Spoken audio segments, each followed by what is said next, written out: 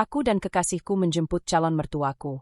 Tapi saat calon mertuaku mau naik mobil dia bilang, minggir sana. Kamu duduk di belakang saja, di depan kursiku. Aku yang kaget dengan pernyataan itu hanya bisa menurut.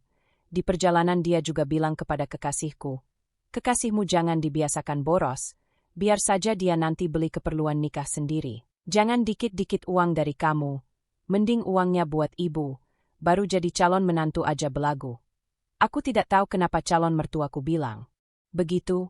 Dia pikir aku matre, aku wanita tak tahu diri atau gimana. Aku tunjukkan bahwa aku punya harga diri. Sebelum ceritanya dimulai, silahkan tulis di kolom komentar dari daerah mana saja teman-teman yang menonton cerita ini. Jangan lupa like dan subscribe agar channel ini makin berkembang dan makin memberikan cerita yang menarik lagi. Langsung saja, mari kita simak ceritanya. Mobil putih baru milik Erwin meluncur pelan di jalanan sore yang mulai padat. Matahari condong ke barat, menyinari kaca depan dengan warna jingga lembut. Di kursi penumpang, aku, Nikita, bersandar sambil mengusap pergelangan tangan. Hari ini cukup melelahkan. Kami baru saja pulang dari butik, toko cincin, dan percetakan undangan. Semua terasa nyata, kami benar-benar akan menikah. Erwin menoleh sekilas. Capek, ya? Suaranya lembut, khas nada pria yang berusaha menjaga suasana tetap tenang. Aku tersenyum tipis. Lumayan, tapi senang juga. Banyak yang udah beres. Ia mengangguk, lalu menepuk setir ringan. Kita sekalian mampir rumah mama, ya? Katanya mau ikut beli kain buat kebaya. Aku menoleh. Sekarang? Iya, sekalian aja. Biar nggak bolak-balik. Aku mengangguk pelan. Tak ada alasan menolak. Meski dalam hati, setiap kali harus bertemu Ibu Rina, aku selalu merasa campur aduk, antara ingin dekat dan takut salah langkah. Beberapa menit kemudian kami berhenti di depan rumah Ibu Rina. Rumah besar bercat krem dengan taman kecil di depan. Aku berusaha tersenyum saat beliau keluar. Ibu Rina mengenakan blus hijau tua, tas kecil di tangan kirinya.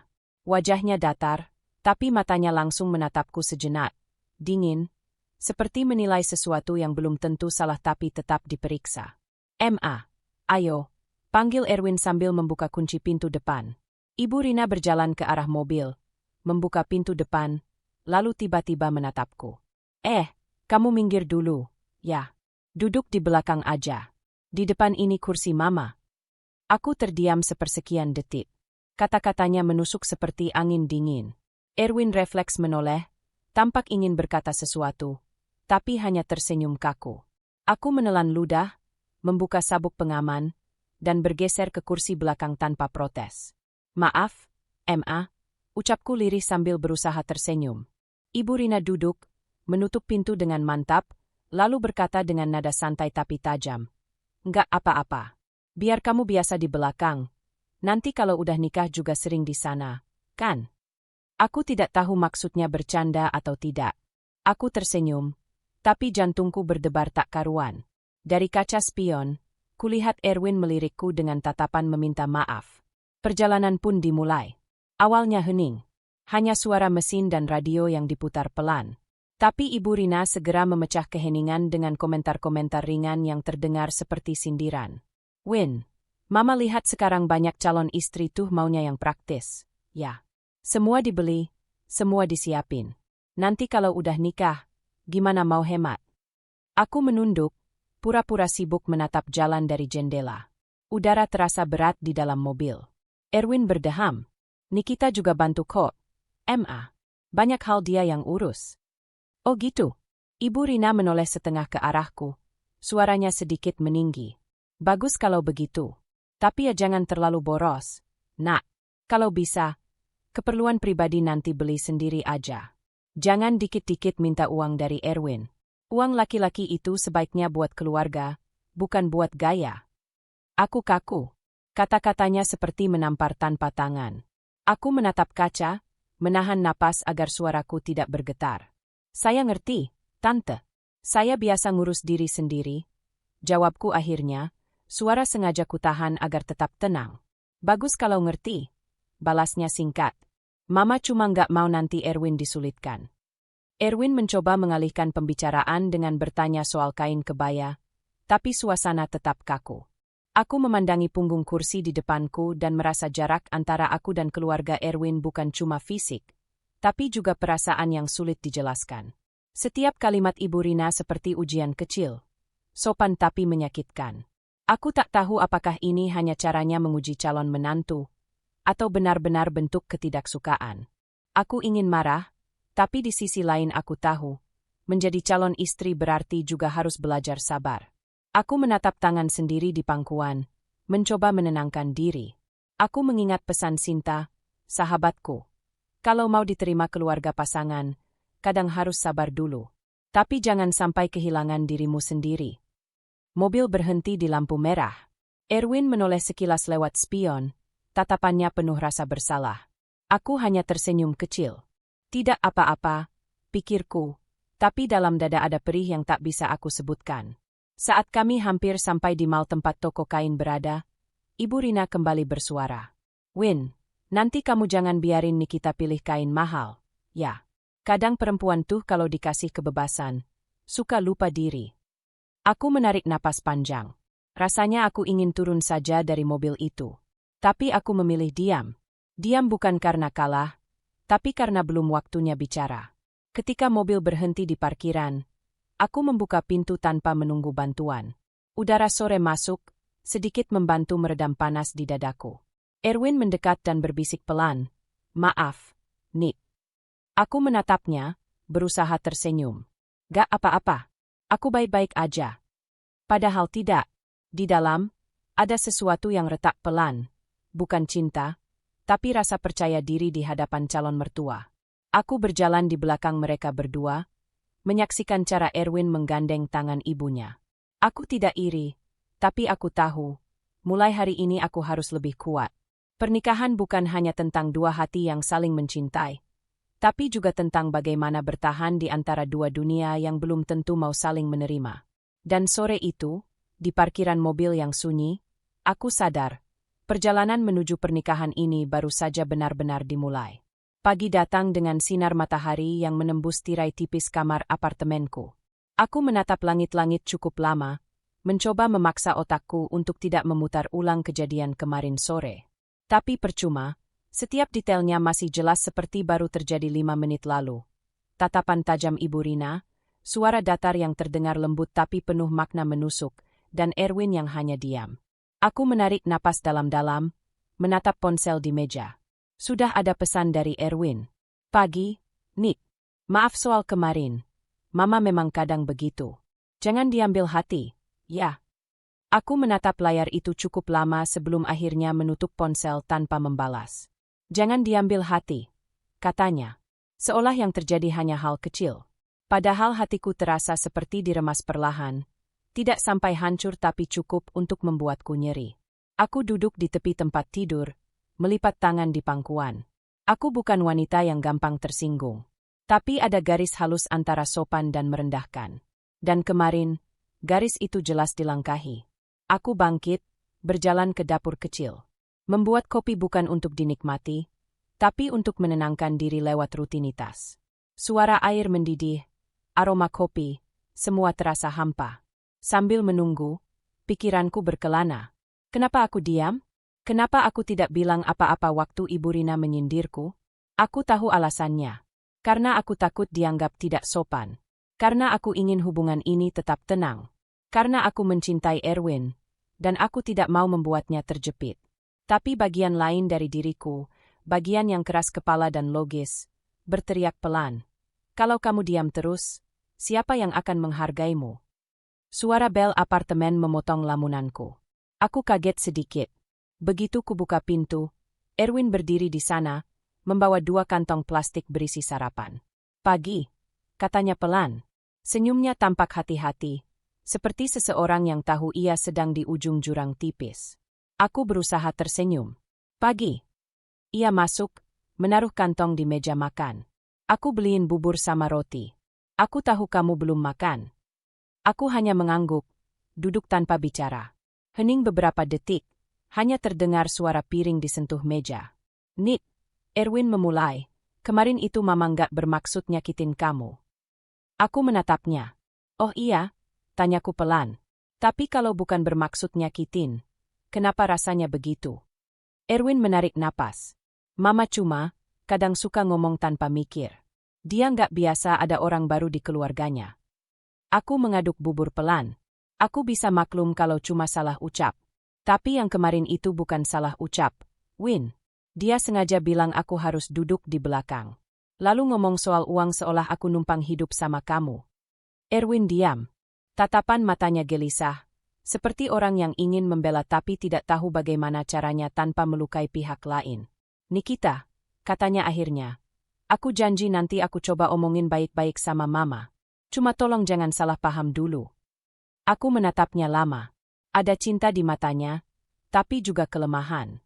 Aku mencintainya, tapi aku juga tahu, jika aku terus mengabaikan rasa tidak nyaman ini, perasaan sayang bisa berubah jadi luka kecil yang lama-lama membusuk. Aku nggak mau berantem, Win, kataku pelan.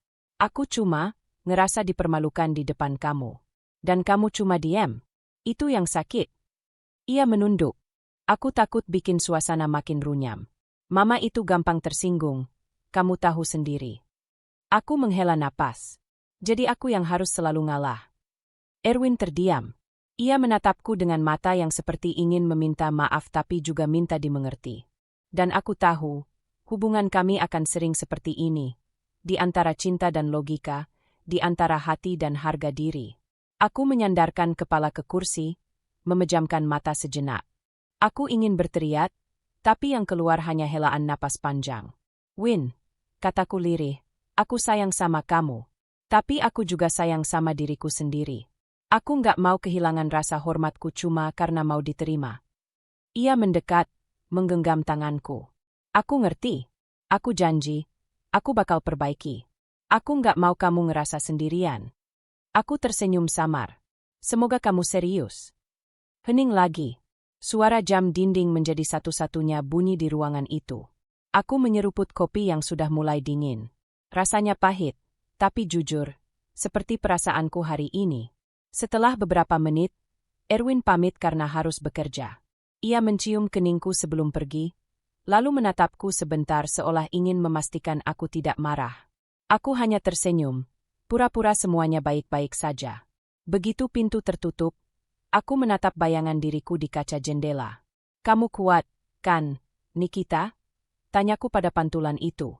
Aku tidak tahu jawaban pastinya. Tapi aku tahu satu hal. Cinta seharusnya tidak membuat seseorang merasa kecil. Dan jika aku harus belajar menjaga martabatku sendiri, mungkin ini saatnya mulai menyiapkan hati. Bukan hanya untuk menikah, tapi untuk bertahan menjadi diriku sendiri di tengah badai kecil yang baru saja dimulai. Langit sore berwarna oranye lembut ketika aku tiba di kafe langganan bersama Sinta. Tempat itu tidak terlalu ramai, hanya suara musik akustik pelan dan aroma kopi yang menenangkan. Aku memilih meja di dekat jendela besar yang menghadap ke jalan. Dari sini, lampu kendaraan yang mulai menyala terlihat seperti titik-titik cahaya di antara bayangan pepohonan. Sinta datang beberapa menit kemudian, masih dengan gayanya yang santai, kaos putih longgar, rambut digulung asal, dan senyum yang selalu berhasil mencairkan suasana. Nikita Aa, sapanya sambil memeluk ringan. Mukamu nggak secerah biasanya. Jangan bilang kamu dan Erwin berantem lagi. Aku tertawa kecil, tapi suaraku hambar. Nggak berantem, sih. Cuma, aku capek. Kami duduk. Sinta memesan kopi hitam. Aku memilih teh chamomile. Setelah pelayan pergi, aku menghela napas panjang. Aku ketemu calon mertuaku kemarin, kataku akhirnya. Dan entah kenapa, aku masih belum bisa lupa apa yang dia bilang. Sinta menaikkan alis, menyandarkan punggung ke kursi. Seberapa parah?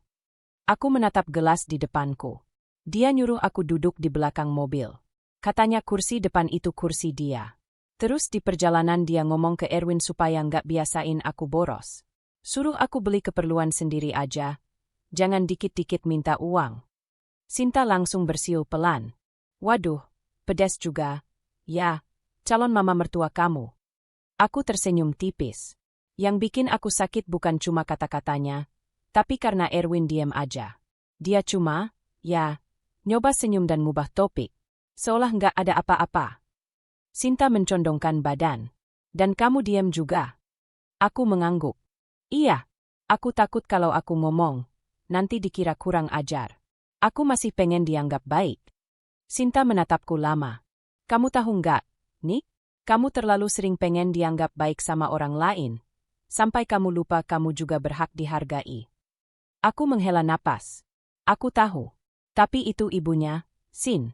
Aku mau nikah sama anaknya, bukan mau perang sama keluarganya. Betul, jawab Sinta pelan. Tapi jangan sampai kamu kehilangan harga dirimu sendiri. Nikah itu bukan berarti kamu harus selalu kalah. Kadang kamu cuma perlu cara yang elegan buat bilang, saya nggak bisa diperlakukan seenaknya. Aku menatap wajah Sinta. Kata-katanya sederhana, tapi mengenai sesuatu di dalam diriku. Mungkin karena hanya dia yang berani bicara tanpa menahan. Aku semalam nggak bisa tidur, kataku, jujur. Aku marah, tapi juga sedih. Aku ngerti kalau ibunya Erwin mungkin cuma khawatir. Tapi rasanya seperti aku nggak dianggap cukup baik. Sinta mengaduk kopinya. Bisa jadi dia ngetes kamu. Bisa juga dia emang belum siap kehilangan anaknya. Kadang orang tua laki-laki merasa diambil ketika anaknya nikah. Tapi, itu bukan alasan buat dia kasar. Aku tersenyum pahit. Iya, aku pikir juga begitu. Tapi gimana ya, Sin? Aku takut kalau semua ini tanda awal. Kalau nanti setelah nikah, aku harus terus berhadapan dengan sikap kayak gitu. Sinta menatapku serius. Jawab jujur. Kamu yakin Erwin bisa jadi perisai kamu? Pertanyaan itu membuatku diam lama. Aku tidak langsung menjawab, hanya menatap keluar jendela. Orang-orang berjalan cepat, beberapa membawa kantong belanja, beberapa menggandeng pasangan. Dunia di luar berjalan seperti biasa, tapi di dalam diriku ada sesuatu yang bergetar. Aku cinta sama dia, jawabku akhirnya, lirih. Tapi kadang cinta aja nggak cukup kalau yang satu terus diam waktu aku disakiti. Sinta mengangguk pelan. Kamu mulai berpikir dewasa, Nick. Itu bagus. Cinta harus dibarengi kesetaraan. Kalau kamu terus ngalah, nanti malah kamu yang habis. Aku mengangguk. Aku tahu. Aku nggak mau jadi istri yang pahit, Sin. Aku pengen tetap bisa menghormati ibunya, tapi aku juga pengen dihargai. Sinta menatapku lembut. Kamu bisa, Nick. Kamu punya cara bicara yang tenang, tapi kuat. Kalau nanti ada situasi nggak nyaman lagi, jangan diam. Nggak harus marah. Cukup tunjukin kalau kamu punya pendirian. Aku menghela napas panjang, merasa sedikit lega. Kadang aku iri sama kamu. Kamu selalu tahu harus ngomong apa. Sinta tertawa. Aku juga sering salah, kok. Tapi satu hal yang kupelajari, harga diri itu bukan buat ditaruh di belakang cinta. Dua-duanya harus jalan bareng. Aku tersenyum, kali ini lebih tulus. Terima kasih. Ya, aku butuh denger itu. Antime, jawabnya sambil meneguk kopi. Kalau perlu, aku siap jadi tameng kamu di depan calon mertua. Tapi kayaknya kamu nggak perlu. Kamu cukup kuat. Kami tertawa kecil. Suasana di kafe terasa lebih hangat. Lagu akustik berganti jadi nada yang lebih lembut.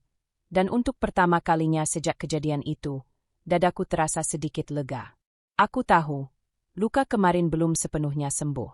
Tapi sore itu, bersama Sinta, aku sadar sesuatu. Aku tidak perlu menghapus rasa sakitnya, cukup belajar berdiri tegak di atasnya.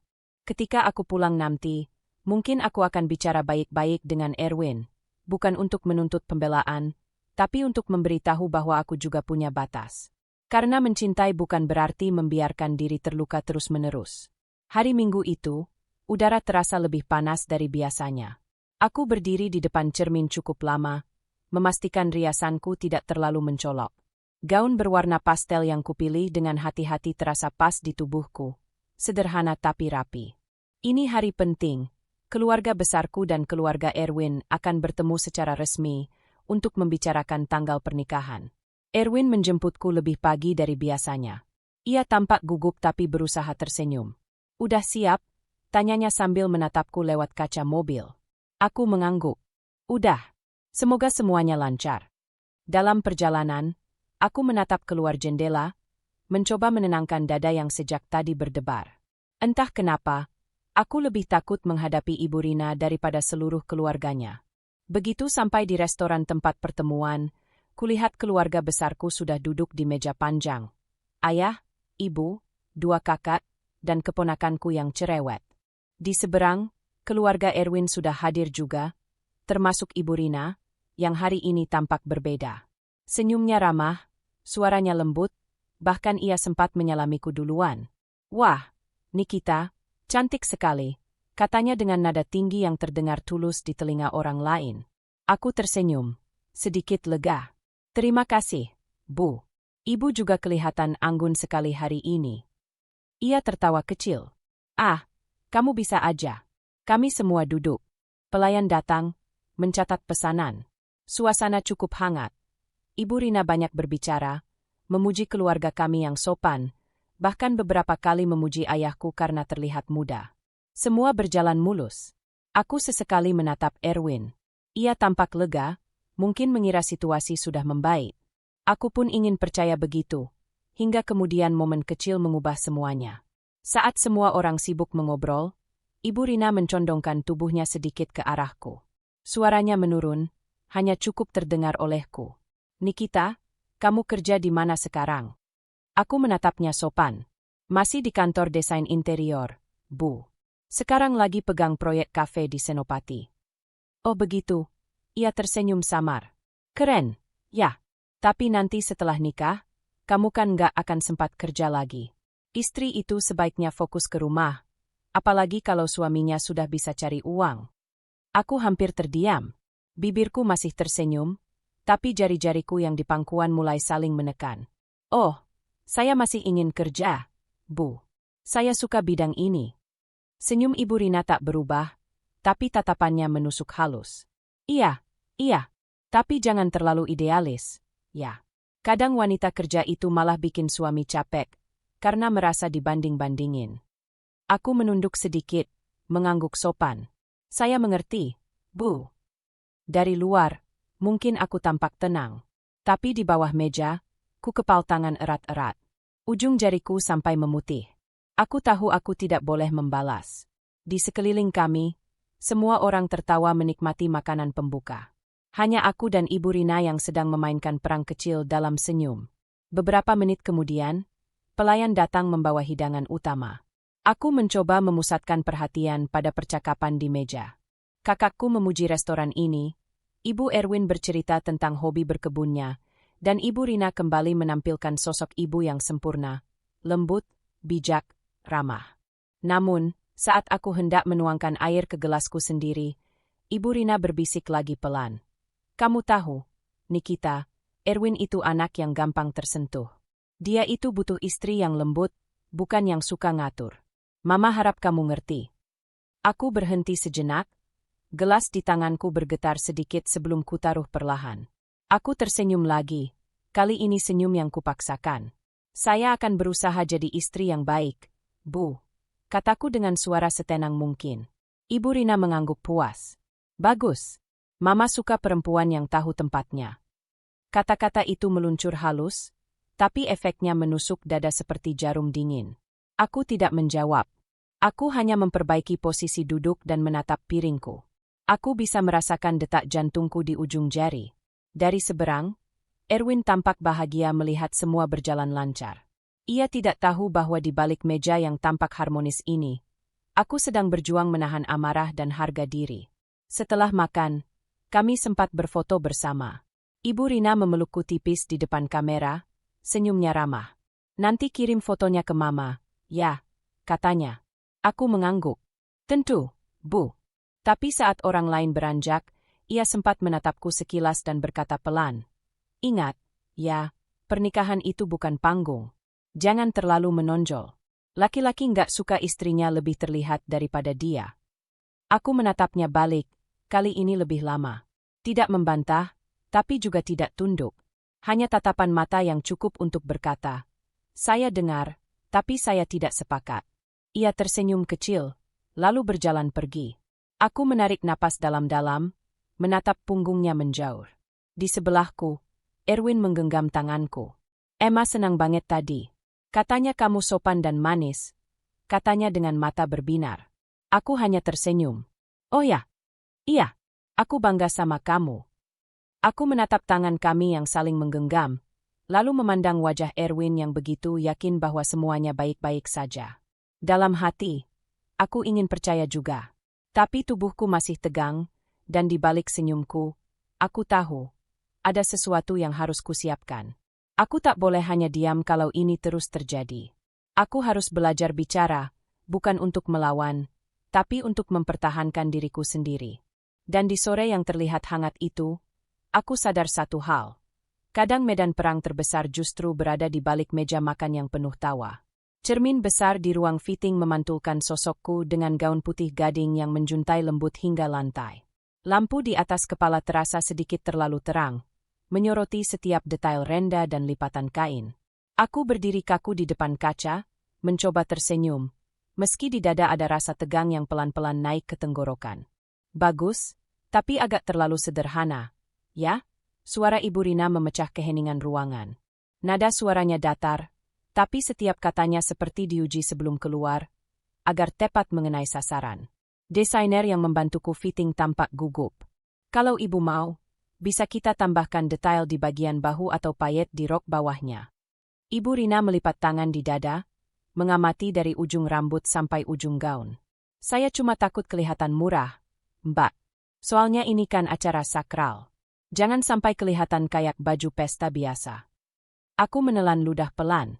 Ini bahan satin premium, Bu. Katanya lembut dan adem dipakai. Ujarku hati-hati. Beliau menatapku sekilas, senyum tipis.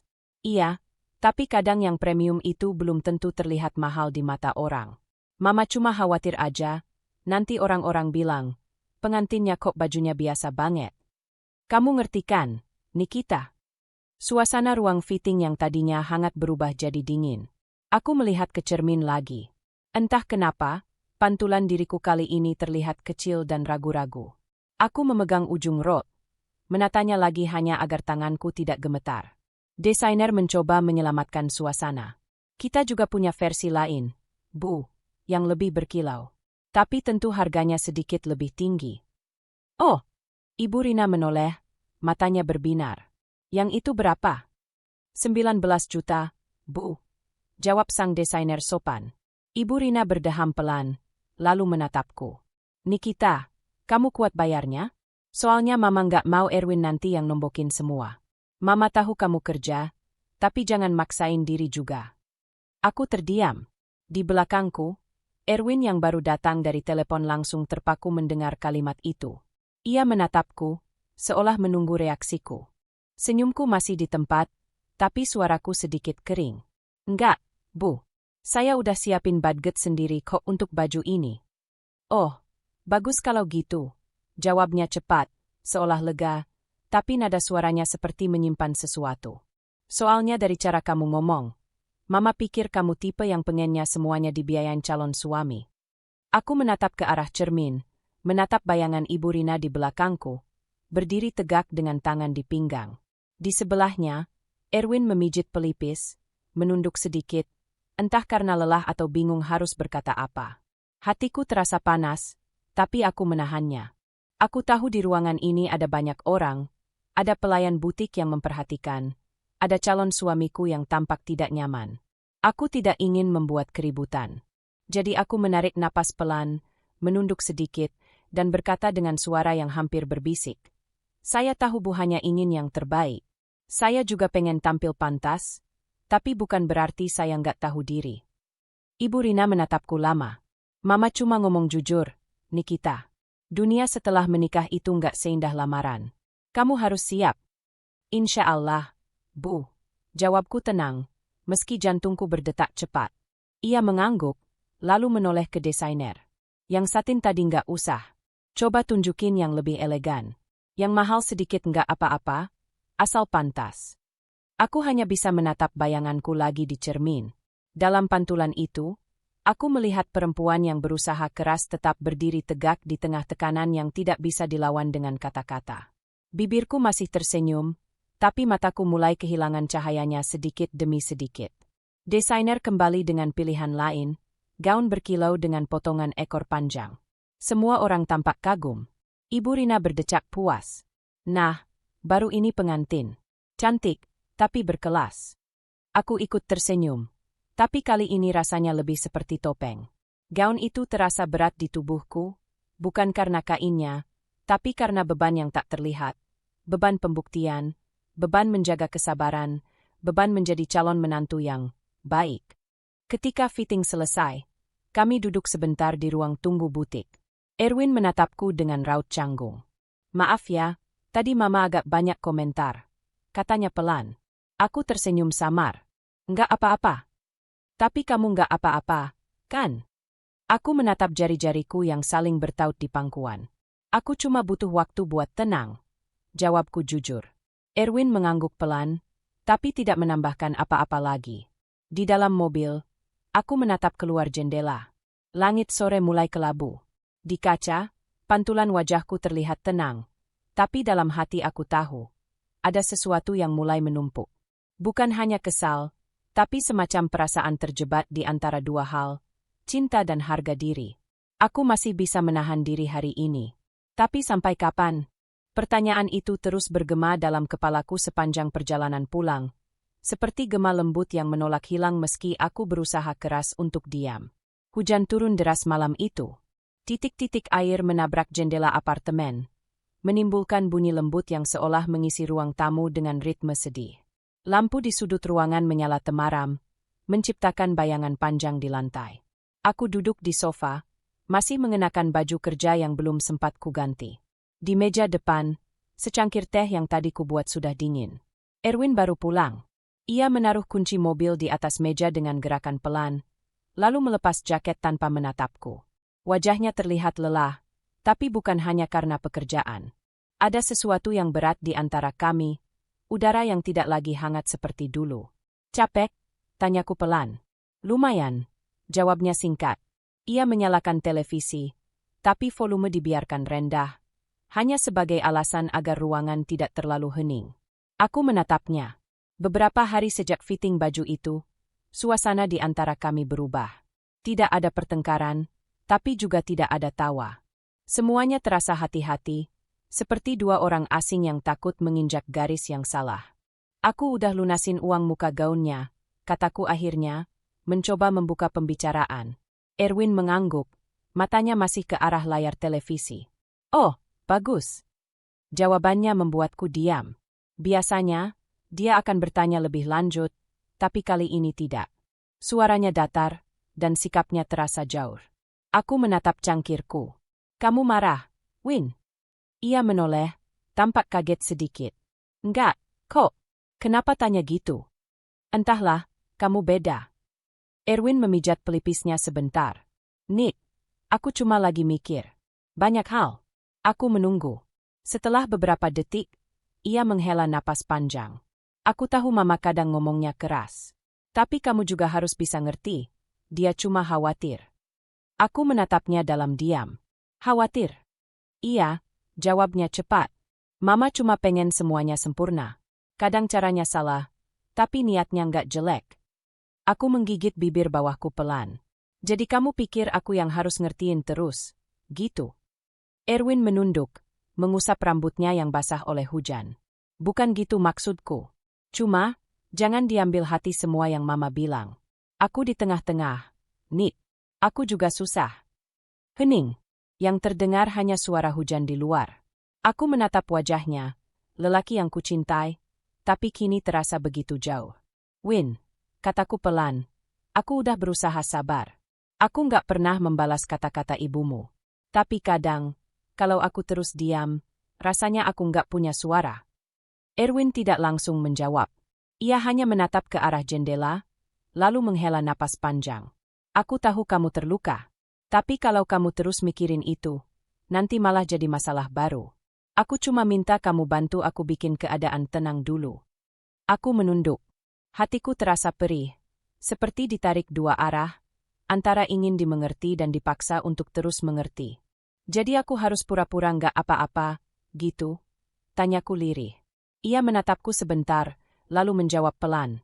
Untuk sementara, iya. Sampai semuanya beres.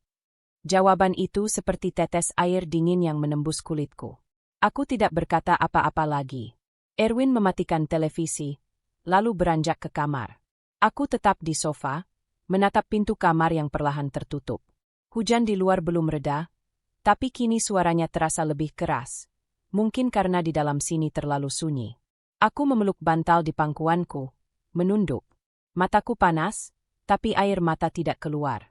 Aku sudah terlalu sering menahannya akhir-akhir ini. Dulu, setiap kali ada masalah, kami selalu bicara lama, mencari jalan tengah. Tapi malam ini, semuanya terasa datar. Tidak ada amarah, tapi juga tidak ada pelukan. Kami masih di ruangan yang sama, tapi jarak di antara kami sudah terasa seperti bermil-mil jauhnya. Aku menatap cermin kecil di dinding. Di sana terlihat dua bayangan samar. Aku yang duduk diam, dan Erwin di balik pintu kamar. Dua sosok yang dulunya saling mendekat, kini terpisah oleh diam yang makin tebal. Aku menarik napas panjang dan berbisik pada diri sendiri. Sabar, Nikita, sabar. Tapi untuk pertama kalinya, kata itu tidak lagi menenangkan. Ia hanya menggema di ruang kosong dalam hati. Gema yang terdengar lembut, tapi penuh retak halus yang tak kasat mata. Pagi itu udara terasa lembab setelah hujan semalaman. Aku duduk di teras rumah sambil menatap halaman kecil yang masih basah. Secangkir kopi hangat di tanganku mengepulkan uap tipis, tapi pikiranku melayang jauh. Masih memutar ulang percakapan terakhir dengan Erwin, tentang bagaimana aku harus mengerti keadaan. Aku belum siap marah, tapi juga belum sepenuhnya tenang. Hati rasanya seperti kaca yang retak halus, tidak pecah, tapi setiap gerak sedikit saja membuatnya nyeri. Teleponku bergetar. Nama Sinta muncul di layar. Aku mengangkatnya dengan senyum lelah. Halo, Sin. Pagi, Nick. Kamu lagi di rumah? Iya, baru aja bikin kopi. Kenapa? Boleh aku mampir sebentar? Aku mau cerita sesuatu. Aku mengangguk meski dia tidak bisa melihat. Datang aja. Aku di teras. Tak lama, suara motor terdengar berhenti di depan. Sinta muncul dengan jaket jeans dan wajah yang tampak serius. Biasanya dia selalu datang dengan canda, tapi kali ini langkahnya berat. Ada apa? Tanyaku penasaran. Sinta duduk, lalu menarik napas panjang. Aku kebetulan ketemu teman lama Ibu Rina di acara kantor kemarin. Namanya Bu Ratih. Dia cerita sedikit tentang masa lalu Ibu Rina. Aku terdiam. Kalimat itu langsung membuat dadaku mengencang. Masa lalu? Iya, jawab Sinta pelan. Ternyata dulu waktu suaminya masih hidup, mereka sempat ngalamin masa-masa sulit. Ibu Rina pernah bantu saudara jauh yang ngaku butuh modal usaha. Dia kasih pinjaman lumayan besar, tapi ternyata ditipu. Uangnya habis, bisnis keluarga mereka hampir jatuh. Dari situ katanya Ibu Rina jadi lebih hati-hati banget sama orang, terutama soal uang. Aku memejamkan mata sebentar. Potongan cerita itu seperti membuka ruang kosong di pikiranku. Ruang yang sebelumnya cuma berisi prasangka. Jadi itu alasan kenapa dia selalu ngomong soal uang, ya? Kataku pelan. Sinta mengangguk. Mungkin. Bu Ratih bilang, sejak saat itu Ibu Rina jadi gampang curiga kalau ada orang yang terlalu dekat sama keluarganya. Dia takut dimanfaatin. Apalagi Erwin itu anak satu-satunya. Aku menatap ke cangkir kopiku. Uapnya sudah menipis. Aku nggak tahu harus gimana. Aku sakit hati sama sikapnya. Tapi kalau dengar ini, aku jadi bingung. Kayak antara pengen marah dan pengen kasihan. Sinta menyentuh tanganku lembut. Kamu nggak salah ngerasa gitu. Kadang orang yang paling keras itu justru yang paling takut disakiti lagi. Aku terdiam lama. Dalam diam itu, ada sesuatu yang pelan-pelan melunak di dalam dada. Aku teringat tatapan Ibu Rina di butik waktu itu. Bukan hanya tajam, tapi juga seolah menyimpan sesuatu yang rapuh. Seperti orang yang terbiasa melindungi diri terlalu lama. Jadi mungkin selama ini dia bukan benci aku, gumamku, tapi takut aku akan ngambil sesuatu dari anaknya. Sinta tersenyum kecil. Bisa jadi.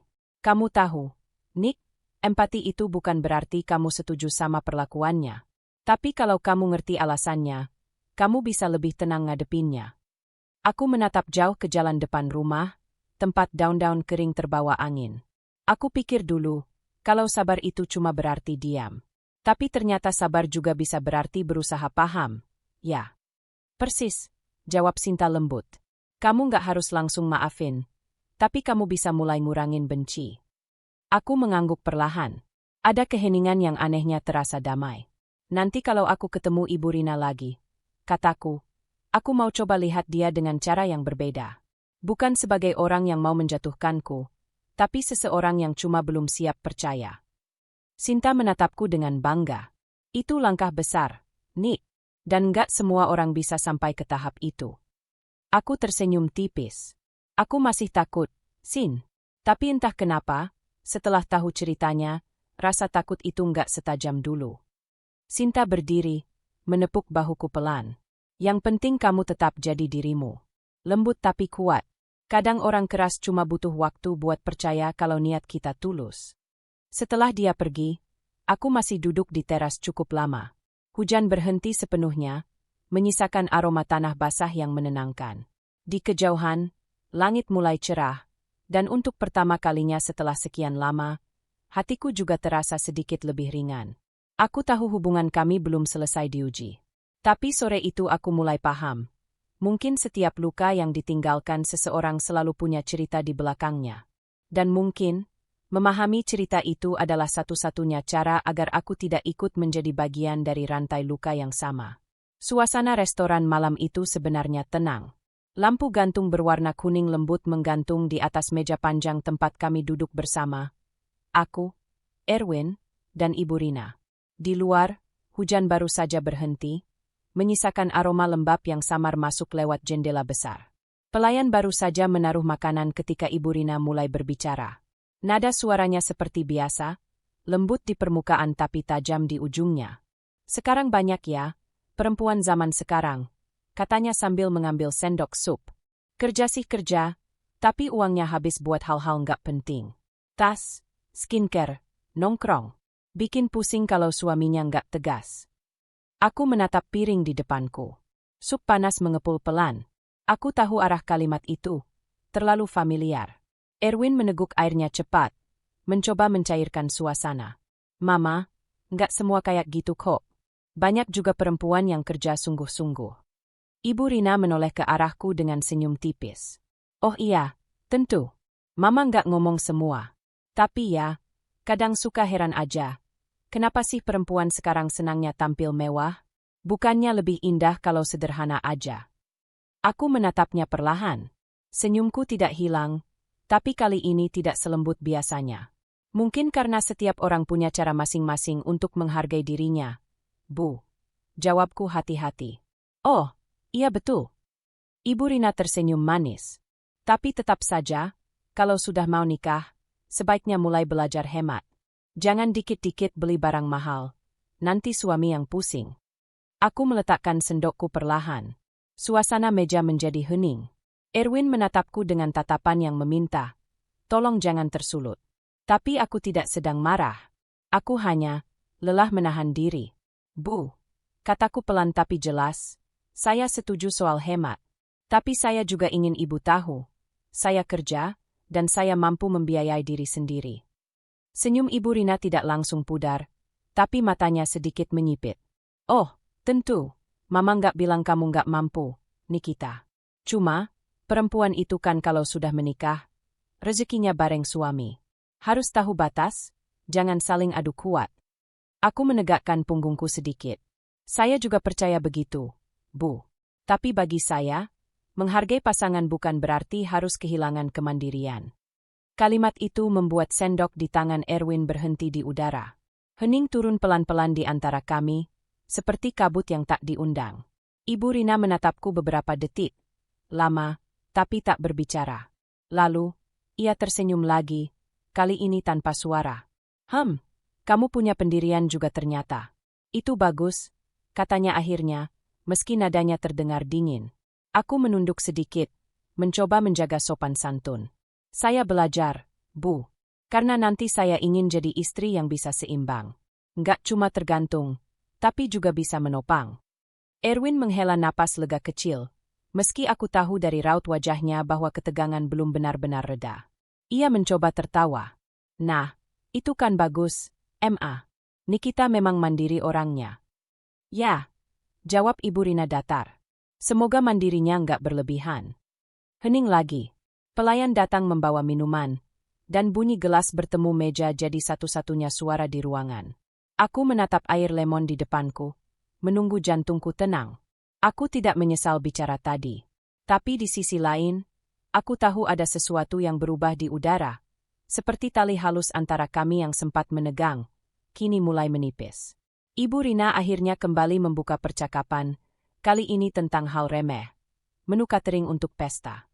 Tapi nada suaranya berbeda, tidak lagi ramah, lebih berhati-hati. Sementara Erwin hanya ikut mengangguk, sesekali melirikku dengan pandangan yang sulit diartikan. Aku duduk diam, mencoba fokus pada makananku. Tapi tanganku sedikit gemetar saat memegang sendok. Di balik ketenangan wajahku, aku tahu sesuatu baru saja bergeser, kecil, tapi nyata. Untuk pertama kalinya sejak mengenal Ibu Rina, aku tidak lagi hanya menahan. Aku berbicara, dengan sopan, tapi tegas. Dan entah kenapa, meski suasana jadi kaku, hatiku justru terasa sedikit lebih ringan. Ketika kami keluar dari restoran, udara malam terasa sejuk tapi sunyi. Erwin berjalan di sebelahku, diam cukup lama sebelum akhirnya berkata pelan. Kamu tadi berani banget, Nit. Aku menatap ke depan, langkahku tetap tenang. Aku cuma ngomong jujur, Win. Ia tersenyum tipis. Aku tahu. Dan aku bangga. Aku menoleh sebentar, melihat wajahnya yang tampak lega. Tapi di belakang kami, sosok Ibu Rina berjalan dengan pandangan lurus ke depan, tanpa komentar, tanpa senyum. Malam itu apartemen terasa dingin, meski pendingin udara sudah lama dimatikan. Aku baru saja mengganti baju ketika Erwin masuk, wajahnya terlihat tegang. Pintu tertutup pelan di belakangnya, tapi udara di ruangan langsung berubah. Ia tidak langsung bicara, hanya menaruh kunci dan ponselnya di meja, lalu berdiri di depan jendela, menatap keluar. Hujan baru saja reda, dan lampu-lampu kota berpendar di kaca seperti bintang yang kabur.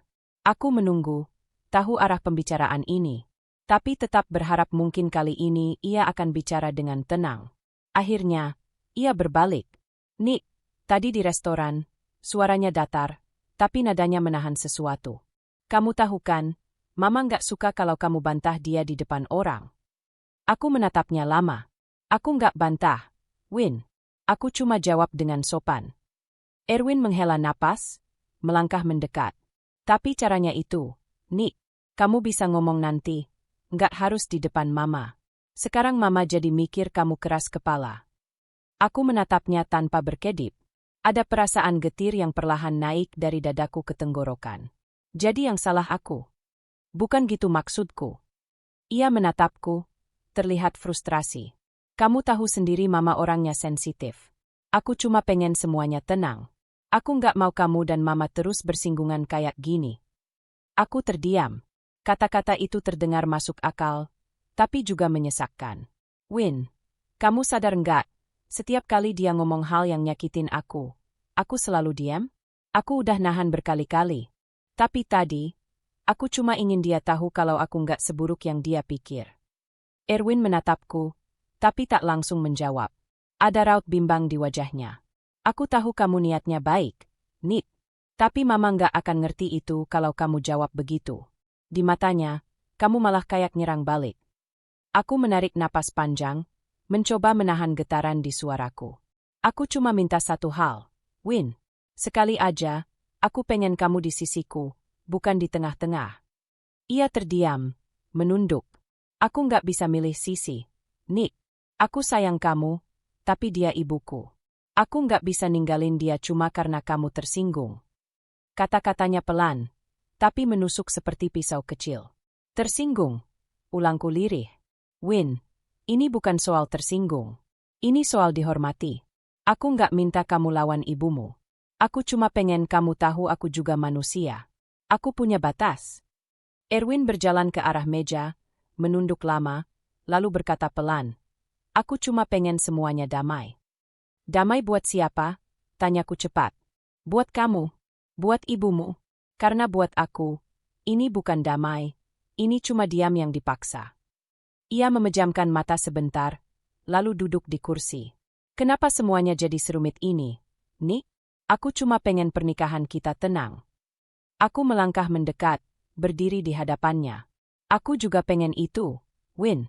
Tapi kalau dari awal aku harus selalu menunduk biar tenang, kamu yakin nanti aku masih bisa jadi diriku sendiri? Erwin mendongak. Pandangannya lelah, tapi juga sedih. Kamu berubah, Nick. Aku tersenyum pahit. Mungkin karena aku udah capek terus disalahin. Ruangan hening. Hanya bunyi jam di dinding yang terdengar, berdetak pelan tapi menyayat. Erwin berdiri, mendekatiku, lalu memegang lenganku. Aku nggak mau kita berantem kayak gini. Aku sayang kamu. Tapi kamu harus bantu aku juga. Jangan bikin mama tambah salah paham. Aku menatap wajahnya, lelaki yang kucintai, yang dulu membuatku merasa aman. Sekarang tatapan itu masih lembut, tapi ada jarak di baliknya. Seolah cinta kami kini terbungkus oleh sesuatu yang lebih rumit dari sekadar perasaan. Tanggung jawab, kewajiban, dan loyalitas yang terbelah. Aku juga sayang kamu, Win, bisikku pelan. Tapi cinta nggak bisa terus jalan kalau salah satu selalu harus mengalah. Ia menarik napas panjang, lalu melepaskan genggamannya. Mungkin kita cuma perlu waktu. Aku mengangguk kecil. Mungkin. Ia melangkah ke kamar, meninggalkanku di ruang tamu. Aku duduk di sofa, menatap lampu kota yang memantul di kaca jendela. Rasanya aneh, aku mencintainya, tapi malam itu, aku merasa lebih sendirian dari sebelumnya. Cinta kami belum habis.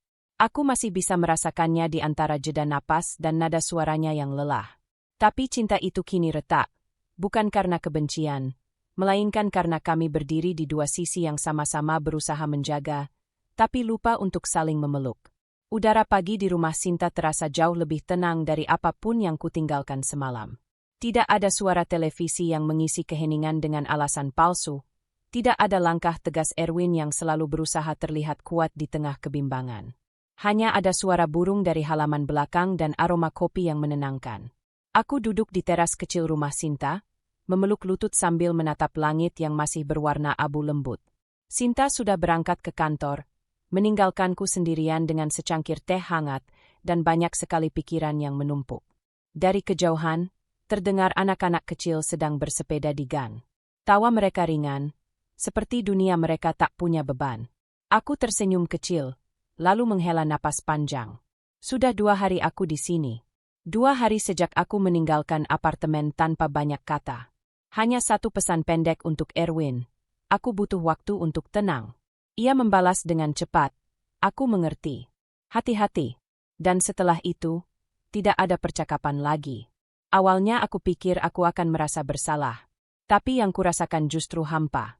Seperti tubuhku tahu ini perlu dilakukan, meski hatiku masih menolak. Aku menatap cangkir teh yang sudah mulai dingin. Di pantulan airnya, aku melihat wajahku sendiri, pucat, tapi tenang. Mungkin ini pertama kalinya aku benar-benar diam tanpa harus menahan kata-kata. Selama ini, aku selalu berpikir cinta berarti bertahan. Bahwa kalau aku cukup sabar, semuanya akan beres. Tapi semakin aku diam, semakin aku kehilangan diriku sendiri. Aku mulai lupa seperti apa rasanya bicara tanpa takut salah. Aku memejamkan mata. Wajah Ibu Rina melintas di pikiranku, tatapannya yang tajam, suaranya yang selalu terdengar benar.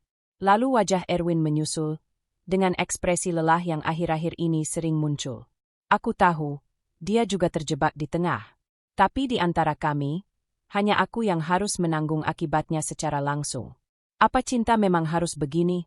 Gumamku pelan. Harus selalu mengalah supaya tidak kehilangan. Angin berhembus pelan, menggerakkan tirai jendela yang terbuka. Aku tahu tidak ada jawaban, tapi aku terus bicara dalam hati, seolah semesta sedang mendengarkan. Aku mencintai Erwin.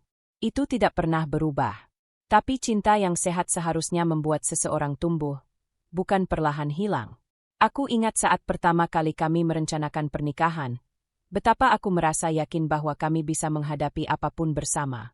Kini, keyakinan itu terasa rapuh, tapi belum mati. Mungkin inilah yang disebut dengan jeda. Jeda bukan berarti menyerah, tapi memberi ruang bagi hati untuk bernapas lagi. Aku mengambil ponsel, membuka pesan terakhir dari Erwin. Aku mengerti. Hati-hati. Sederhana, tapi dingin. Tidak seperti dulu, Saat setiap pesannya selalu diakhiri dengan tanda hati atau kalimat kecil yang manis. Aku hampir mengetik sesuatu, ingin berkata aku rindu atau aku nggak marah lagi, tapi jari-jariku berhenti di tengah. Belum. Aku belum siap. Aku butuh tahu dulu siapa diriku di luar semua ini. Aku ingin memastikan bahwa kalau aku kembali nanti, aku bukan cuma seseorang yang menyesuaikan diri, tapi seseorang yang tahu apa yang pantas diperjuangkan. Matahari mulai naik, cahayanya menyusup lewat sela dedaunan, jatuh di lantai teras yang hangat. Aku tersenyum kecil. Untuk pertama kalinya setelah sekian lama, aku merasa bisa bernapas tanpa beban. Dalam diam, aku berjanji pada diriku sendiri. Jika aku kembali nanti, aku akan kembali sebagai Nikita yang utuh. Bukan hanya sebagai calon istri, bukan sebagai perempuan yang menahan diri karena takut kehilangan, tapi sebagai seseorang yang tahu bahwa cinta tanpa keseimbangan hanya akan melukai perlahan. Dan di antara hembusan angin pagi itu, aku merasa seperti baru saja memulihkan sebagian kecil dari diriku yang dulu hilang di antara kata, sabar, dan mengerti. Malam itu, langit di luar jendela rumah Sinta tampak bersih. Tidak ada hujan, tidak ada badai, hanya bulan separuh yang menggantung di langit seperti mata lembut yang mengawasi dari kejauhan. Aku duduk di meja kecil dekat jendela, dengan selembar kertas kosong di depanku. Pena hitam di tanganku sudah beberapa kali kugerakkan, tapi tak satu pun kata terasa cukup untuk memulai. Sudah 3 hari aku di sini. 3 hari tanpa bicara dengan Erwin, tanpa kabar dari Ibu Rina. Hening ini anehnya tidak menyakitkan lagi. Hanya terasa seperti jeda panjang setelah berlari terlalu jauh. Dan malam ini, untuk pertama kalinya, aku ingin menulis. Bukan untuk melawan, bukan untuk menjelaskan, tapi untuk membebaskan diri. Aku menulis pelan di bagian atas kertas. Untuk Ibu Rina, dari Nikita. Tanganku sedikit gemetar. Tapi setelah pena menyentuh kertas, kata-kata mulai mengalir. Ibu, mungkin surat ini tidak akan pernah sampai ke tangan Ibu. Tapi saya ingin menulisnya, agar perasaan saya tidak lagi menumpuk di dalam hati. Saya tahu, Ibu menyayangi Erwin lebih dari siapapun di dunia ini. Dan saya tidak pernah ingin merebut tempat itu. Saya hanya ingin menjadi seseorang yang bisa berjalan di sisinya, bukan di atasnya, bukan di bawahnya. Aku berhenti sebentar. Bulan di luar terlihat lebih terang sekarang. Aku melanjutkan. Saya mungkin tidak sempurna di mata Ibu. Saya mungkin terlihat keras kepala, mungkin juga terlalu berpendirian. Tapi di balik semua itu, saya hanya seorang perempuan yang sedang belajar menjadi dewasa. Saya ingin menjadi istri yang baik, bukan hanya untuk Erwin, tapi juga untuk keluarga yang akan kami bangun bersama. Setiap kalimat terasa seperti membuka simpul di dadaku yang selama ini kencang. Aku terus menulis. Saya tahu Ibu protektif, mungkin karena pengalaman Ibu sendiri. Sinta pernah bilang, Ibu pernah dikhianati oleh orang yang memanfaatkan kebaikan hati dan uang Ibu. Saya bisa membayangkan betapa dalam luka itu. Mungkin dari situlah Ibu belajar untuk selalu waspada. Saya mengerti, Bu. Sungguh mengerti. Aku berhenti sejenak, menatap tulisan-tulisanku yang sedikit bergetar. Lalu kutulis lagi, kali ini dengan napas yang lebih tenang. Tapi, Ibu, saya bukan orang itu. Saya tidak datang untuk mengambil apapun dari Erwin. Saya datang untuk berjalan bersamanya. Saya ingin membangun rumah, bukan menumpang. Saya ingin dicintai, tapi juga dihormati. Sama seperti ibu yang ingin dihormati oleh anaknya. Aku menunduk, mataku mulai panas. Tapi kali ini bukan karena marah, melainkan karena lega. Saya tidak tahu apakah suatu hari nanti Ibu akan benar-benar melihat saya apa adanya. Tapi kalaupun tidak, saya tetap ingin berterima kasih. Karena dari Ibu, saya belajar arti kesabaran, harga diri, dan cinta yang tidak selalu lembut tapi tetap nyata. Aku menulis kalimat terakhir dengan tangan yang lebih stabil. Saya berharap, suatu hari nanti, kita bisa duduk bersama tanpa perasaan curiga di antara kita. Mungkin sambil minum teh, sambil bercerita tentang hal-hal kecil tanpa rasa tegang. Saya tidak menuntut Ibu menyukai saya, tapi saya berharap Ibu bisa melihat bahwa saya sungguh ingin menjadi bagian dari keluarga ini dengan tulus. Setelah menulis titik terakhir, aku menatap surat itu lama. Ada rasa hangat yang perlahan naik ke dada, Bukan dari harapan untuk diterima, tapi dari keberanian untuk jujur pada diri sendiri. Aku melipat surat itu perlahan, memasukkannya ke dalam amplop tanpa nama, lalu menaruhnya di laci meja. Aku tahu, surat itu tidak akan pernah kukirim. Tapi aku juga tahu, malam ini aku baru saja menyembuhkan sebagian dari diriku yang selama ini diam karena takut. Aku menatap keluar jendela lagi. Bulan masih di sana, tenang dan sabar. Dan untuk pertama kalinya sejak lama, aku merasa damai, bukan karena masalahku selesai, tapi karena hatiku akhirnya ikhlas. Aku tersenyum kecil sambil berbisik. Terima kasih, Ibu, karena lewat luka ini, saya belajar mencintai dengan cara yang lebih matang. Pagi itu, udara di rumah Ibu Rina terasa lebih hangat dari biasanya. Matahari menembus tirai ruang makan, menyorot meja kayu tua yang sudah menemani keluarga Erwin sejak kecil. Aroma teh melati mengisi ruangan, samar tapi menenangkan. Erwin duduk di seberang ibunya. Cangkir teh di tangannya masih penuh, sejak tadi belum tersentuh. Sementara Ibu Rina tampak sibuk mengaduk gulanya pelan, tanpa benar-benar meminum teh itu. Keduanya diam cukup lama. Akhirnya, Erwin membuka suara. "Ma, Nikita masih di rumah Sinta," katanya pelan. Ibu Rina menoleh sebentar, alisnya sedikit terangkat. "Kenapa? Kalian bertengkar lagi?"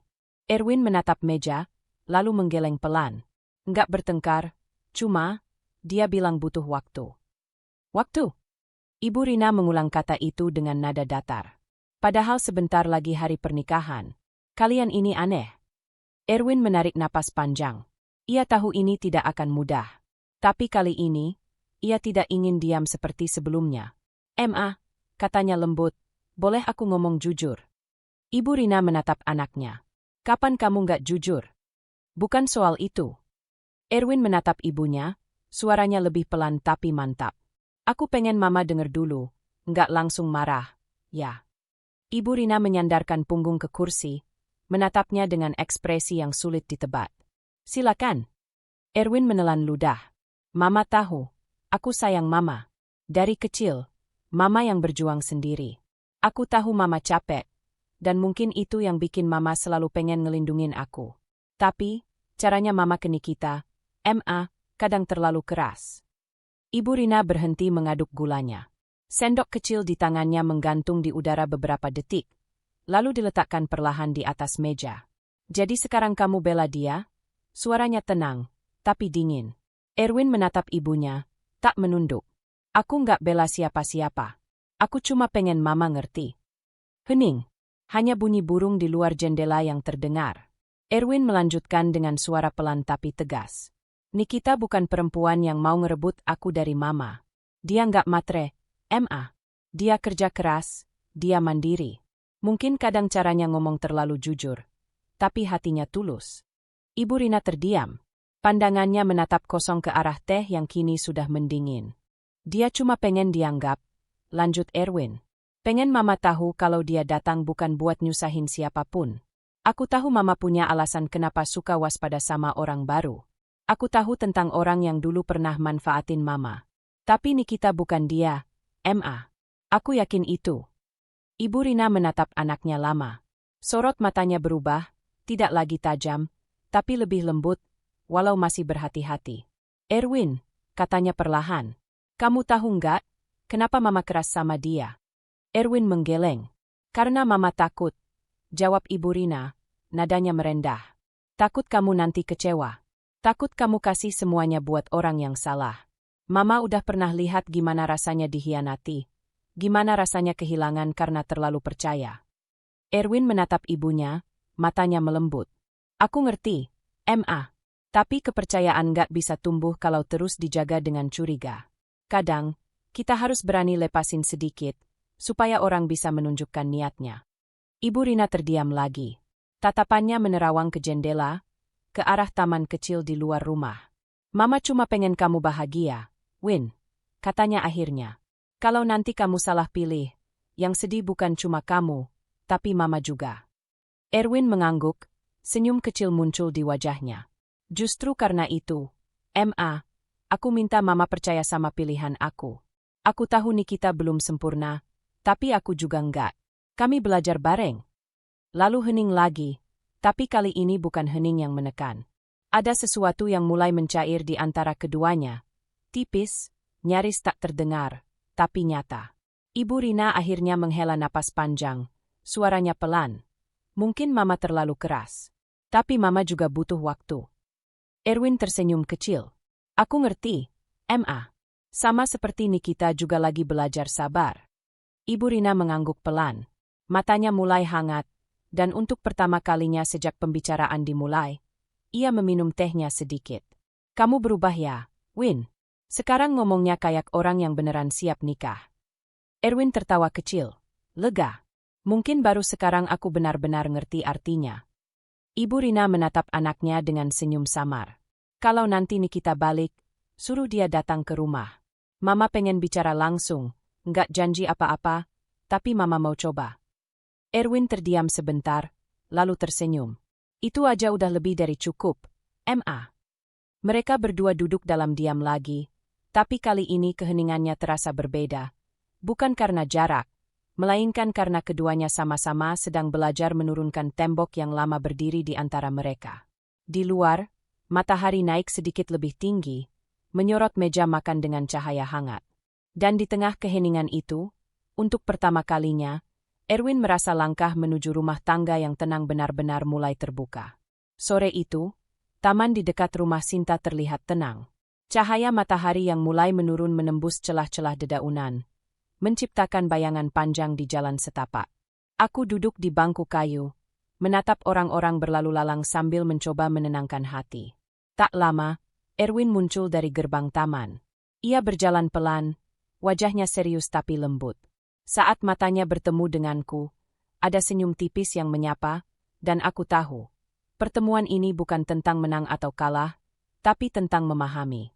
Aku berdiri saat ia mendekat. Nit, sapanya lembut. Win, jawabku, suara pelan tapi mantap. Kami duduk di bangku itu bersebelahan, tapi cukup ada jarak di antara kami. Bukan jarak yang memisahkan, tapi ruang untuk bernapas. Terima kasih sudah mau bertemu, kata Erwin setelah beberapa detik diam. Suaranya rendah, tenang. Aku menatapnya. Aku juga berterima kasih, Win. Setelah beberapa hari menjauh, aku bisa lebih jelas melihat perasaanku. Erwin mengangguk pelan. Aku juga. Aku sadar selama ini aku terlalu banyak diam di tengah, padahal kamu butuh aku berdiri di sisimu. Aku menarik napas. Aku nggak marah sama kamu, tapi aku ingin kita bisa ngomong tanpa takut salah, tanpa harus menahan diri terus-menerus. Ia tersenyum tipis, mata menatapku dengan hangat. Aku setuju. Aku ingin kita saling mendengar, bukan cuma menunggu giliran bicara. Aku menunduk sebentar, lalu melanjutkan. Win, aku belajar satu hal, cinta bukan cuma soal perasaan. Kadang cinta itu harus bisa menahan ego, tapi juga harus tahu kapan harus tegas. Aku ingin kita saling mendukung, tapi tetap jadi diri sendiri. Erwin menatapku lama, lalu menggenggam tanganku perlahan. Aku mengerti, Nick. Dan aku mau belajar juga. Aku nggak mau kita kehilangan diri masing-masing hanya demi mencoba menjaga orang lain senang. Hening sejenak. Angin sore menyejukkan kulit kami, membawa aroma daun dan tanah basah dari hujan kemarin. Suasana terasa damai, tapi syarat makna. Aku kangen, Win. Ucapku akhirnya, suara pelan tapi jujur. Bukan cuma rindu biasa, tapi kangen sama kita sebelum semuanya rumit. Erwin tersenyum hangat, menatap mataku. Aku juga, Nick. Aku kangen saat kita bisa bicara apa saja, tanpa takut menyinggung siapapun. Aku menggenggam tangannya lebih erat, tapi tetap lembut. Sekarang kita bisa mulai lagi, tapi lebih dewasa. Tidak hanya memikirkan perasaan sendiri, tapi juga memahami satu sama lain. Erwin menarik napas panjang. Setuju. Kita akan belajar bareng, Nick. Pelan-pelan, tapi pasti. Kami duduk diam beberapa menit, hanya menikmati keheningan yang berbeda. Bukan hampa, tapi penuh makna. Matahari mulai tenggelam, menyisakan langit jingga lembut yang memantul di wajah kami. Aku tersenyum kecil. Aku senang kita akhirnya bisa duduk di sini. Tanpa kemarahan, tanpa prasangka. Erwin mengangguk. Aku juga, Nick. Dan aku janji, Aku akan selalu ada di sisimu, bukan di tengah-tengah saja. Aku menatap tangannya yang masih menggenggam tanganku. Rasanya hangat, bukan hanya dari sentuhan fisik, tapi dari keyakinan bahwa kami sedang membangun sesuatu yang lebih kuat, cinta yang matang, bukan hanya emosi sesaat. Di bawah langit sore yang mulai gelap, kami duduk berdampingan. Tidak ada kata berlebihan, hanya keheningan yang memberi ruang bagi hati untuk saling memahami. Dan untuk pertama kalinya setelah sekian lama, aku merasa, rumah hati kami tidak lagi terasa retak. Ia mulai menyatu kembali. Siang itu, cahaya matahari masuk perlahan melalui jendela ruang tamu rumah Nikita. Udara hangat menyejukkan, tapi ada ketegangan lembut yang terasa ketika terdengar ketukan di pintu. Aku menoleh, melihat Ibu Rina berdiri di ambang pintu dengan wajah tenang tapi serius. "Boleh masuk, Bu?" tanyaku lembut. Ibu Rina mengangguk, melangkah pelan. Matanya menatap sekeliling rumah, kemudian ke arahku. "Terima kasih sudah mau ketemu, Nikita. Aku ingin bicara langsung denganmu." Aku mengangguk, mengisyaratkan agar ia duduk di sofa. "Silakan, Bu." Setelah duduk, hening beberapa detik memenuhi ruang. Lalu ia mulai berbicara dengan suara yang lebih rendah dan lembut daripada biasanya. "Nik, aku sadar selama ini aku mungkin terlalu keras padamu. Kadang aku ngomong tanpa pikir panjang, atau menilai kamu dari apa yang aku takutkan, bukan dari siapa kamu sebenarnya." Aku menatapnya, hati sedikit melunak. "Aku tahu, Bu. Aku juga belajar melihat sisi Mama." Ibu Rina menunduk sejenak, kemudian menatapku dengan mata yang hampir basah. "Nik, aku takut kehilangan Erwin. Aku satu-satunya anak laki-laki yang aku punya. Aku nggak pernah ingin orang salah memanfaatkannya atau membuatnya tersakiti." Aku menarik napas pelan, mencoba menahan perasaan yang naik di dada. "Bu, aku mengerti ketakutan itu. Dan aku nggak datang untuk menggantikan posisi Mama. Aku cuma ingin berjalan di sisinya, bukan mengambil apapun darinya atau dari Mama." Ibu Rina menatapku lama. "Aku tahu kamu bilang begitu, tapi Mama kadang sulit percaya. Semua luka lama itu masih ada." Aku tersenyum tipis, lembut tapi tegas. "Bu, aku nggak minta Mama percaya instan. Aku hanya ingin Mama tahu siapa aku. Aku datang dengan niat tulus, dan aku akan menunjukkan itu lewat tindakan, bukan kata-kata saja." Ibu Rina menghela napas panjang. "Kamu dewasa, Nik. Aku bisa lihat itu sekarang. Tapi Mama juga masih belajar untuk mempercayai hati yang lain selain hati sendiri." Aku mengangguk perlahan. Aku senang Mama mau mencoba, meski pelan. Aku juga masih belajar bagaimana bersabar menghadapi Mama. Kita bisa saling memahami, Bu, tanpa harus mengorbankan harga diri masing-masing. Senyum tipis muncul di wajahnya, hangat tapi belum sepenuhnya lega. "Nik, aku senang bisa duduk barengmu dan bicara seperti ini.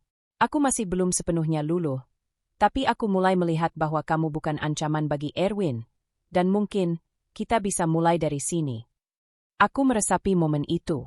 Ada kehangatan, tapi juga kesadaran bahwa hubungan kami masih harus dibangun perlahan, dengan kesabaran dan kejujuran. "Terima kasih, Bu. Aku janji akan tetap tulus dan menghargai Mama. Kita bisa pelan-pelan belajar saling memahami," kataku, suara tenang tapi pasti. Ibu Rina tersenyum, menatap mataku.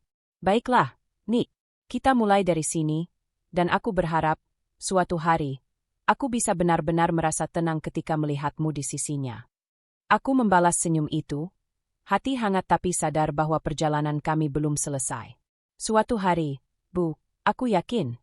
Di ruang tamu yang terang oleh cahaya siang itu, ada kehangatan yang baru tumbuh, samar tapi nyata. Masih ada ketegangan, tapi untuk pertama kalinya, aku merasa ada ruang bagi kepercayaan untuk mulai berkembang. Pagi itu, sinar matahari menembus jendela kamar Nikita dengan hangat. Suasana terasa tenang, berbeda dari hari-hari sebelumnya yang penuh ketegangan. Gaun pengantin tergantung rapi, siap dipakai. Cermin di depanku memantulkan bayangan perempuan yang lebih kuat dari beberapa minggu lalu. Tegas, tenang, dan penuh keyakinan. Di ruang tamu, Ibu Rina duduk sambil mengamati persiapan terakhir. Ia tersenyum tipis saat melihatku menata rambut sendiri. Senyumnya bukan lagi tajam atau penuh curiga, tapi belum sepenuhnya lunak. Itu cukup. Cukup untuk menunjukkan bahwa ia menghormati posisiku, bahkan sebelum pernikahan dimulai. Erwin masuk, membawa sekeranjang bunga kecil. Matanya berbinar, wajahnya lega. "Nikita," katanya pelan, "kamu terlihat cantik." Aku tersenyum, hati hangat. "Terima kasih, Win. Aku juga senang hari ini bisa terasa damai." Ia menggenggam tanganku sebentar. "Aku bangga sama kita. Kita belajar banyak." Aku menatap Ibu Rina, yang mengangguk singkat. Sebuah pengakuan tanpa kata panjang, tapi cukup untuk menunjukkan perubahan. Kami bertiga berdiri di sana, di ruang yang dulu terasa penuh jarak, kini terasa sedikit menyatu. Aku menarik napas dalam, menutup mata sejenak. Selama beberapa minggu terakhir, banyak hal terjadi. Kata-kata yang menyakitkan, diam yang berat, perasaan tersinggung dan ragu. Tapi dari semuanya itu, aku belajar tentang cinta yang tidak hanya soal perasaan, tapi juga tentang pengertian, kesabaran, dan kemampuan menjaga harga diri. Tentang bagaimana hubungan yang dewasa dibangun bukan dari kemenangan satu pihak, tapi dari kompromi yang tetap menghargai diri sendiri. Erwin menatapku, dan aku tahu dia merasakan hal yang sama. Kami pernah merasa terjebak di antara rasa cinta dan tanggung jawab keluarga, tapi kini kami berdiri di sini, siap melangkah ke masa depan dengan kesadaran baru.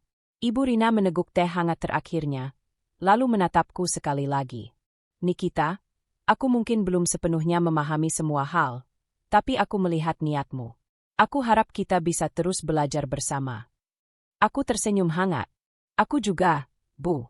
Dan aku akan selalu menghargai Mama." Di luar jendela, cahaya matahari pagi memantul di pepohonan, menandai hari baru.